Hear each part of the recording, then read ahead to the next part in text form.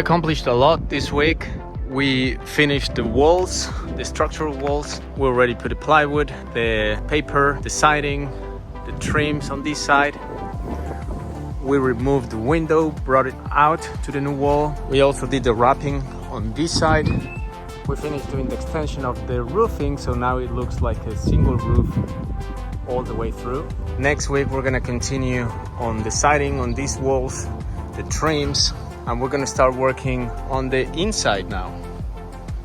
Thank you for watching and stay tuned for next video.